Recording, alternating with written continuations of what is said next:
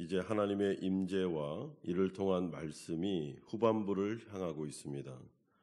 욥과의 짧지만 매우 흥미로운 대화를 나눈 이후에 하나님은 좀 길게 자연과 베헤못, 그러니까 하마죠, 와 같은 괴물들에 대한 이야기를 이어가십니다.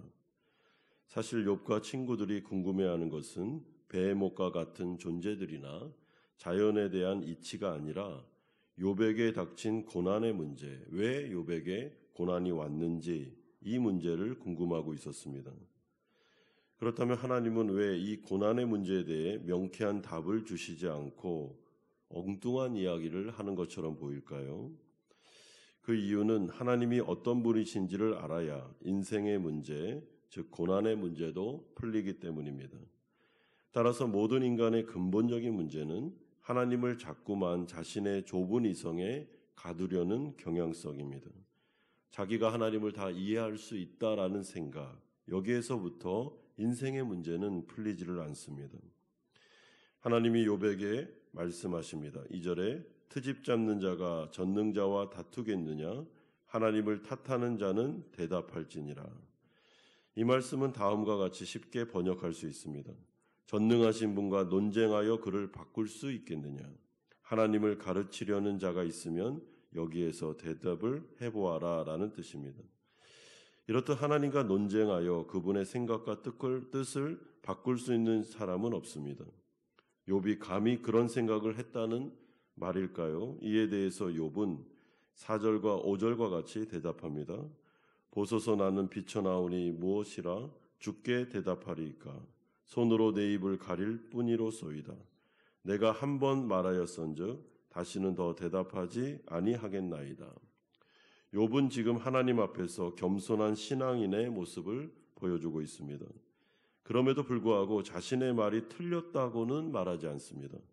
그러니까 욥의 태도를 보시면 겸손하기는 한데 당당하게 대답하고 있습니다. 이처럼 욥은 하나님께 따지듯이 기도한 적이 있었습니다. 당담함을 넘어서 전능자에게 자신을 맞고서 해도 괜찮다는 식으로 고백한 적도 있었습니다. 그리고 하나님은 이제 욥의 기도 내용에 대하여 문제 삼는 것이 아니라 기도의 태도에 대해서 책망을 하십니다. 이에 욥은 자신의 경솔함을 겸손하게 인정하고 있습니다. 하지만 이것은 불신앙과는 다른 것입니다. 욥이 하나님을 이해하지 못했을 뿐, 자신의 괴로움과 억울함을 토로했을 뿐, 하나님의 대답을 기다리고 있었을 뿐이지 그는 한 번도 하나님을 배반하거나 믿지 않은 적이 없었습니다. 그러나 그렇다 하더라도 기도하는 자세와 태도도 중요하다라고 말씀합니다. 너무 솔직하게 기도한답시고 하나님께 경솔하게 행동해서는 안 된다는 것이 오늘 첫 번째 우리에게 주는 교훈입니다. 하나님이 아무리 인격적인 분이시다 하더라도 하나님은 피조물된 인간이 범접할 수 없는 거룩한 분이십니다.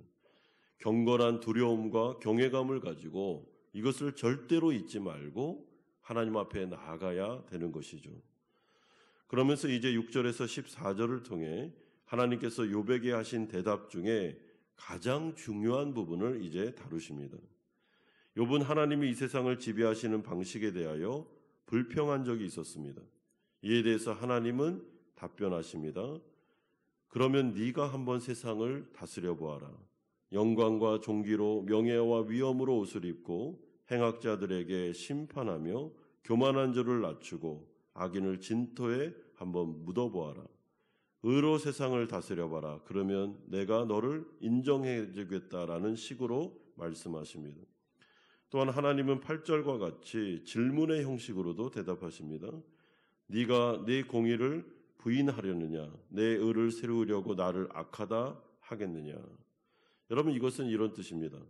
내가 나를 불의하다 하느냐? 판결을 내리는 재판관은 정의를 실천해야 하는데 만일 내가 판결을 내린다면 너는 정의를 이룰 수 있느냐?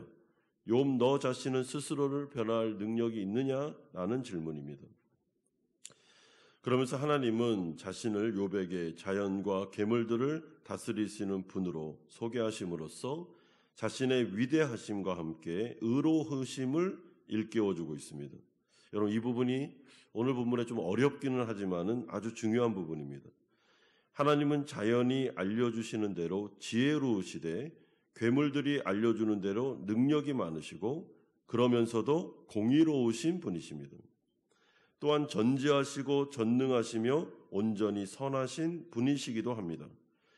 하지만 인간들은 자신의 고난의 문제를 만날 때 흔히들 다음과 같이 섣불리 생각하곤 합니다. 만일 하나님이 온전히 선하시다면 하나님은 나에게 고난을 허락하실 리가 없고, 만일 그분이 전지전능하시다면 나의 고난을 반드시 없애주셔야 하며, 따라서 세상에 고난이 존재하는 것은 전지전능하시고 선하신 하나님이라는 개념과 모순될 수밖에 없다라는 식으로 생각을 많이 합니다. 하지만 하나님은 분명하게 말씀하십니다. 자신은 지혜로우시면서도 의롭고 능력이 많으면서도 지혜롭다. 그러면서도 공의롭다라고 주장하십니다. 따라서 만약에 어떤 사람들이 하나님은 지혜로우시지만 능력은 없으시다라고 말하거나, 지혜롭고 능력이 있으시지만 의롭지는 않다라고 말하거나, 아니면 의롭고 능력이 있지만 지혜롭지는 못하다라고 말한다면, 여러분, 우리의 세상은 논리적인 세상은 될 수 있지만은 욥에게 알려진 바 살아계신 하나님의 세상은 더 이상 될 수가 없는 것입니다. 왜냐하면 욥의 하나님 또한 우리의 하나님은 논리적인 3단 논법의 결론에 갇혀 계신 분이 아니시기 때문입니다. 여러분, 이 부분이 결정적으로 중요합니다. 그분의 길은 우리 길보다 높고 그분의 생각은 우리의 생각보다 깊으시며 살아계시며 전능하시고 지혜로우시고 의로우신 하나님입니다. 따라서 인간들이 볼 때 모순처럼 보이는 것도 하나님의 입장에서는 결코 모순이 아닙니다. 왜냐하면 하나님은 인간의 지혜로 절대로 다 이해할 수 없는 우리와 차원이 다른 분이시기 때문입니다. 그래서 우리의 이 연약한 한계가 많은 지혜를 가지고, 이성을 가지고 하나님을 바라보면 모순처럼 보이는 게 한두 가지가 아니고, 성경을 이해할 때도 이 부분과 저 부분이 안 맞는 것처럼 자꾸만 보입니다. 그러나 하나님의 차원으로 보면 모순은 하나도 없다라는 것이 오늘 이 욥기서의 말씀의 가장 중요한 포인트입니다. 이것은 우리의 이성을 포기하라는 요구가 아닙니다. 욥기는 단지 이성만으로는 하나님의 방식을 이해할 수 없다는 사실을 우리에게 일깨워주는 것입니다. 살아계신 하나님은 논쟁이나 토론의 대상이 아니십니다. 하나님은 인간의 이성을 초월하여 계시고 인간의 논리에 제한될 수 없으십니다. 살아계신 하나님은 우리의 이해를 초월한 자유를 가지고 계신 분이십니다. 하나님은 논리적인 증명을 통해서 자신을 알리시지 않습니다. 오히려 하나님은 자비로운 인격적인 만남을 통하여 자신을 알려주십니다. 하나님을 알아가는 것은 결코 성경을 통한 지적인 알만으로는 불가능합니다. 이 부분에 있어서 체험적인 요소가 필요한 것입니다. 마치 욥처럼 엄청난 고난과 재난을 통해서, 그 수많은 고민을 통해서 하나님을 조금씩 배워가는 것처럼, 친구들처럼 사색을 통해서만 절대로 엄청나게 크신 하나님을 다 이해할 수도 없으며 알아갈 수도 없다라는 것이 결론이 되는 것입니다. 욥기서가 말씀하는 하나님은 엘리야와 같은 철학자들이나 빌닷과 같은 학자들의 하나님이 아니라 아브라함과 이삭과 야곱의 하나님, 살아계신 하나님, 인격적인 하나님, 우리의 이성을 뛰어넘어 역사하는 전능하신 하나님임을 말씀해 주고 있습니다. 그러므로 하나님은 지혜로우시면서도 능력이 많으시고 그러면서도 의로우신 분이십니다. 그분은 살아계신 분이십니다. 그저 놀라움으로 감탄할 수밖에 없는 하나님, 자신을 계시하시면 그 계시하신 계시를 믿음으로 받아들일 수밖에 없는 하나님이신 것입니다. 따라서 욥기서는 이러한 인격적이면서도 살아계신, 전능하시면서도 공의로우신 우리의 이성을 뛰어넘는 하나님으로 깨러 우리를 초청하고 있습니다. 그렇기 때문에 오늘 자연에 대하여, 또한 괴물들에 대하여 이들을 통제하고 다스리시는 엄청난 하나님을 계시하고 계신 것입니다. 우리는 하나님의 피조물 중에 하나인 하마조차 통제할 수 없는 자들입니다. 그러니 우리는 인간의 고난에 대한 깊은 질문들 중에서 어느 하나도 파악할 수 없다라는 것이 지금 하나님께서 하고 싶은 말이죠. 그것은 다 본질상 하나님의 신비 안에 남겨둬야 될 주제들입니다. 따라서 욥기서는 그저 하나님을 신뢰하라고 말씀합니다. 여러분, 이 부분이 참 어렵습니다. 모순처럼 보이는 순간에도, 이성적으로 절대로 이해가 안 가는 순간에도 하나님을 신뢰하라, 하나님 자체를 한번 믿어보라고 도전하고 있습니다. 하나님께서는 지금 욥을 향해서 나를 신뢰하라, 네 생각에는 이해가 안 되는 것이 너무 많아도 지금 나를 신뢰하고 한번 걸어가 보라라고 말씀해주고 있습니다.